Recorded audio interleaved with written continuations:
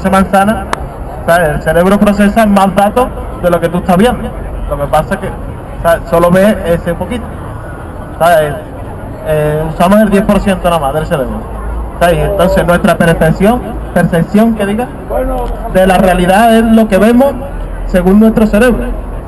O sea, que la cosa es que eso, que el infinito es infinito porque el ser humano piensa que es infinito. Si no pensara, no creería nada, ¿sabes? Pero como se supone que pensamos más que otros seres, lo pensamos nosotros. Pero es una cuestión del cerebro, ¿sabes? Porque lo que vemos lo recibimos de una forma y lo traduce el cerebro y es lo que vemos, es la realidad, según la perspectiva humana.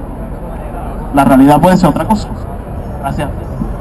¿Tú crees que la percepción que llamas te permite decir que percibes por percepción 12 manzanas?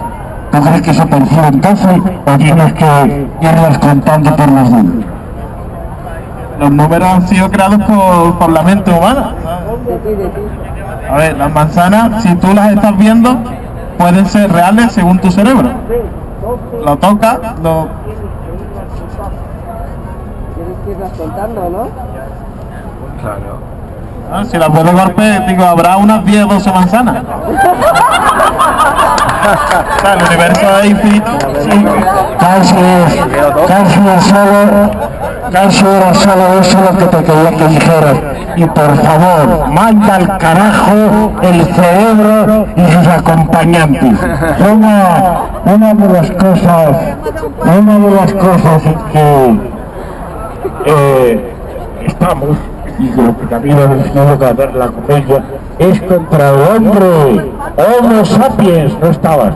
Ahora está el juego cantando Homo sapiens, sapiens. Y justamente tratando las cuestiones esas de la infinitud. No te creas nada de eso. Creer las manzanas puede ser una transigencia por necesidades comerciales, pero creer en los cerebros, eso ya es la hostia. Eso ya es la hostia de la vida.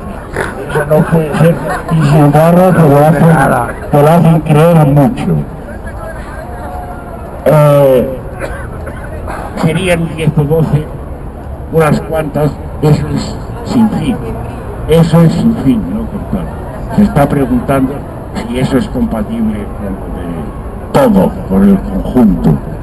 Generalizarlo, si pueden casarse esa libertad de no ser, que es ser más o menos que ser, sí, no del todo. Se pueden casar con la orden de que cada uno sea el que es y que todas las cosas sean todas las cosas. Ahora nos seguimos preguntando. De todas maneras, ya es un paso, ahora mismo te lo doy. Quiero decir que lo mismo que pasa esa imposibilidad de lo de contar a ciencia cierta, a sabiendas, es la imposibilidad de saber que una cosa es una cosa, porque una lagartija nunca es del todo una lagartija, es más o menos una lagartija. Lo que tarda uno en clasificar un término para que sea el que es, nunca es del todo, es una aproximación siempre. Por lo tanto, es decir, tampoco se puede contar desde dentro, ni desde fuera ni desde dentro. Estamos viviendo con aproximaciones que son convenciones que no son del orden de ninguna verdad. Es un apaño para andar por casa. Pues claro, para seguir vivos. Yo quería preguntar que qué podemos hacer para dejar de creer. Porque, por ejemplo, podemos dejar de creer en Dios, pero creemos en la ciencia, creemos en el futuro, creemos en la historia. ¿Y qué podemos hacer para dejar de creer en todo? Porque yo, sinceramente, a mí me resulta imposible, por más que lo intento. Has hecho muy mal en decir todo. Ya dije que nadie podría decir, no creo nada.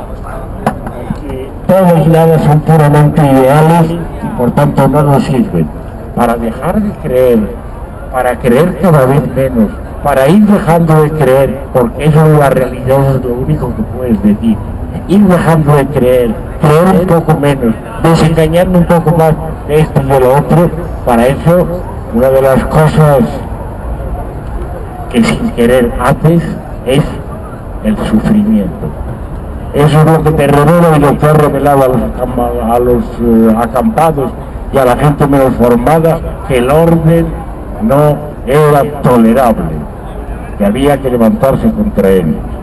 El sufrimiento, el descontento, el darte cuenta por ahí, por el descontento de que están engañando. Y luego es que al mismo tiempo vienes los jueves a una asamblea en la Puerta del Sol para justamente intentar razonar así en común las mentiras que nos cuentan. Entonces las dos cosas van la una con la otra: el descontento de lo que te imponen y de lo que te encuentran, y un resto que siempre queda de sentido común que puede efectivamente levantarse contra esa fe y hacer no perderla del todo, ni llegar a eso de creer en nada, que eso sería algo puramente ideal. Pero esta labor que llamaban urgente política, de ir creyendo menos, de ir creyendo un poco menos. Lo mismo en religión, en física, en cualquier otra forma de creencia. Por ejemplo, tú lo has mencionado, lo del futuro. Creer un poco menos en eso que el orden tiene establecido como primero, el futuro, por el que te cambian la vida. Cambia por tener un futuro. Ir creyendo un poco menos en eso que está tan arraigado. Yo lo que creo que cuanto más se ha dejado de creer en las religiones antiguas, más se ha creído, se ha desembocado en una fe universal, diríamos de verdad universal, pero ya pretensión universal, que es el dinero. El dinero es realmente el Dios verdadero hoy día. Y los otros son disimulos, los judíos, los musulmanes, los cristianos, los de por allí, los de por allá. Todos van a dar al modelo ideal, que es el hombre del régimen del bienestar, que cree absolutamente y a pie juntilla en el Dios ese que desde luego está relacionado con el futuro, porque es el crédito. El crédito, y solamente crece con la planificación del tiempo futuro, que es el dinero. Ese es el que parece que es muy difícil de desbancar. La verdadera teología de hoy día es el dinero, es el régimen. O sea que realmente si no empezamos por desbancar ese, los otros son disimulos, meramente disimulos. Venga, Abajo el dinero, sí. más restos de fe antes de que nos vayamos. Tienen que salir más restos de fe por ahí. Pero que la cuestión del sinfín se presenta a los niños desde chicos precisamente como el juego más interesante. Fijaros en esto que llaman el folclore popular infantil, la cantidad de fórmulas de juegos de niños que están basados precisamente en ese hacerles rabiar o hacerles pensar en el civil. ¿Quieres que te cuente el cuento de la buena pipa que nunca se acaba? Que no te digo ni que no, que si quieres que te cuente el cuento de la buena pipa, que sí, que no digo ni que no, que sí. Esos son los juegos que más de pequeños nos prendían, porque era y todo eso era de noche, con la luz apagada, en la cama, el infinito, la noche. ¿Y quieres que te cuente el cuento? Que nunca se terminaba, el sinfín. Un niño ante eso siempre está vivo, es cuando realmente está vivo, cuando se encuentra con esas cosas. Se nos va a ir la luz y querría recoger más confesiones, declaraciones de fe que os quede por ahí, de fe en estas cosas aparentemente físicas o científicas.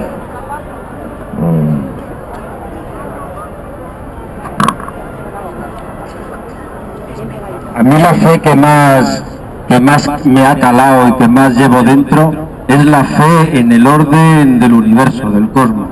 A mí me parece que si de alguna manera esa fe se resquebrajara un poco, yo creo que la fe, la creencia, pues en el Estado, en el dinero viene de ahí, el orden, pues yo que sé, de las ciudades, de las personas, tal. A mí me parece que si ese otro orden, el orden de los astros, de las estrellas, porque para mí me cuesta creer que no tienen un orden, porque un compañero hablaba de la gravedad, entonces, soy incapaz de imaginármelo siquiera sin ese orden, sin esa creencia no puedo saltar sobre ella, sobre el dinero a lo mejor, pero sobre ella no.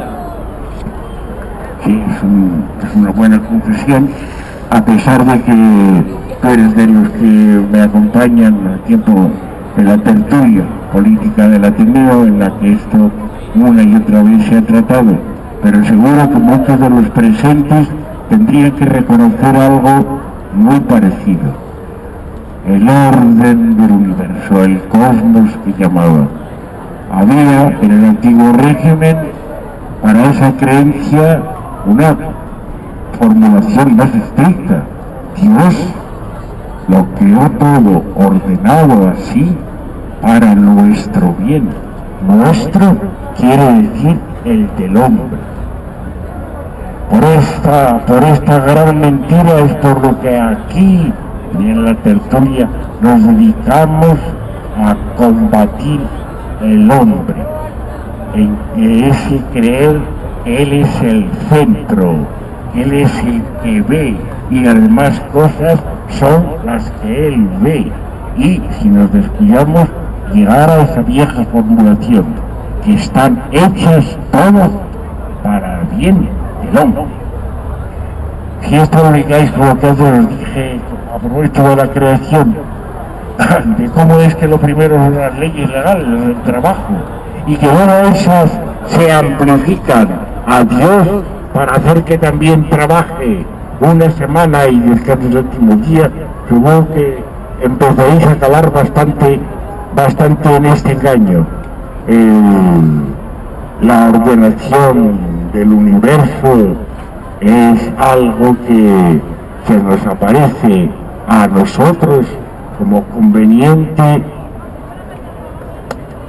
o casi conveniente o generalmente conveniente a nuestra propia ordenación social, es decir, al bien del hombre, a que el hombre pueda seguir haciendo lo que el hombre hace, que es cargándose, como con todos los derechos, el resto de las cosas y las criaturas, porque después de todo, la tierra y hasta los cielos están hechos para nuestro bien. Es verdad que respecto a esa admirable orden surgen por donde quiera dudas, han surgido siempre. Si nosotros entendemos del criterio ese de que el hombre es la medida y de que todo eso se refiere al hombre, a nosotros, entonces la ordenación de las cosas, de los árboles y las bestias, de los mares y de los astros, empieza a perder su condición de cosmos, de ordenación. Y eso es una parte de esta labor a la que os estoy invitando, que es la de perder la fe, porque esa misma ordenación requiere fe. Entre otras cosas, esa fe, el hombre contra la que os invita a luchar. Pero seguid